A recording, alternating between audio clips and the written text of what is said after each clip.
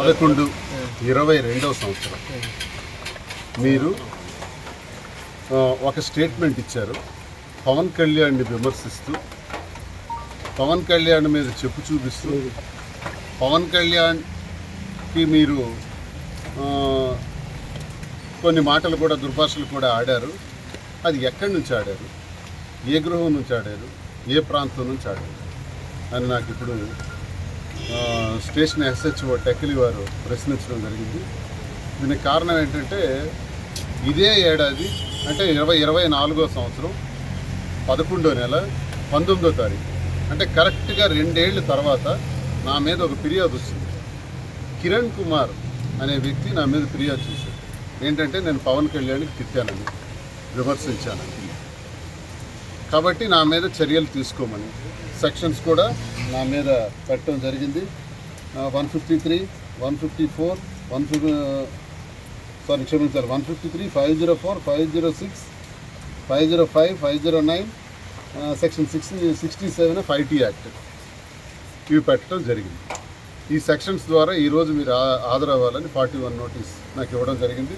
అంటే ఇప్పుడు BNSS ప్రకారం 35 క్లాస్ 3 ఆ నోటీస్ నాకు గతంలో ఇచ్చారు. ఏ తారీఖున? ఇంచుమించు 14వ తారీఖున ఇచ్చారు. ఇచ్చేటప్పుడు టైం రాయలా, ఎప్పుడు రావాలో చెప్పలా. ఈ కింద మాత్రం ఒక లైన్ హైలైట్ చేశారు. ఈ నోటీస్ నిబంధనలకు పాటించడంలో మీరు విఫలమైతే BNSS సెక్షన్ 36 క్రింద అరెస్టుకు మిమ్మల్ని బాధ్యులుగా చేయవచ్చు అని పెట్టారు. మరి ఇది హైలైట్ చేయడం తెలుసు, మరి నోటీసులో మాత్రం ఏ రోజు హాజరవ్వాలో కూడా రాయటం మాత్రం తెలియదు. ఇది జరిగింది గడిచిన కాలంలో. మళ్ళీ నేను పై అధికారులందరికీ ఫోన్ చేసి మీరు ఇచ్చే నోటీసులో అర్థం ఏంటో చెప్పండి, అంటే నేను నోటీస్ని ఉల్లంఘించానన్న ఉద్దేశంతో మీరు అరెస్ట్ చేయాలని చూస్తున్నారా అని అడిగితే మళ్ళీ మరొక నోటీస్ పంపించారు. పంపించి 20వ తారీఖున సవరణ చేస్తూ పంపించారు. ఈరోజు 10:30 గంటల లోపు పోలీస్ స్టేషన్కి హాజరవుతున్నాను. ఓకే, నేను పోలీస్ స్టేషన్కి వెళ్ళాను.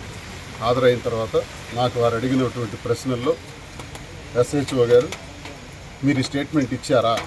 ఇచ్చాను అని చెప్పాను. మరి స్టేట్మెంటు ఇవ్వటానికి మీరు విమర్శించారు కదా, మరి అలా మీరు విమర్శించవచ్చా అంటే నేను గడిచిన కాలంలో మంత్రుల పైన ఏ 18వ తారీఖు 22వ సంవత్సరం 11వ నెల మీరు చెబుతున్నారో అంతకు ముందు రోజు మంత్రుల పైన చెప్పు చూపించి చెప్పిచ్చి కొడతాను నా కొడకల్లారా, వైసీపీ నా కొడకల్లారా, జగన్మోహన్ రెడ్డి గారు సాక్షాత్ ముఖ్యమంత్రిగా ఉంటే వారిని నువ్వెంత నీ బ్రతికెంత అని ఆ వ్యక్తి మాట్లాడొచ్చా? ఆ వ్యక్తి ఆ రోజు జనసేన అధ్యక్షుడు కదా, ఈరోజు డిప్యూటీ చీఫ్ మినిస్టర్ ఉన్నాడు కదా, మరి ఆ వ్యక్తి మాట్లాడొచ్చా? మరి ఆయన డిప్యూటీ చీఫ్ మినిస్టర్ కదా, మరి మేము మాట్లాడితే మరి ఎలా తప్పు అవుతుంది? ఒక ముఖ్యమంత్రి ఇష్టానుసారం మాట్లాడతాడా, సంబోధిస్తాడా? మరి ఆ మాట్లాడినటువంటి మాటలకి నేను తిరిగి సమాధానం చెప్పాను. ఇది నా రాజకీయ దైనందిన జీవితంలో గత 25 ఏళ్లుగా నా రాజకీయాల్లో ఒక జడ్పీ వైస్ చైర్మన్గా, ఎమ్మెల్యేగా, ఎంపీగా పోటీ చేసిన వ్యక్తిగా, వైఎస్ఆర్ కాంగ్రెస్ పార్టీకి చెందిన వ్యక్తిగా, ఇప్పుడు ఎమ్మెల్సీగా మేము ప్రతిపక్షంలో ఉన్నా అధికార పక్షంలో ఉన్నా తప్పకుండా కౌంటర్ చేస్తాము. ఇది మా బాధ్యత, ఇది మా విధానం అని నేను స్పష్టంగా చెప్పడం జరిగింది.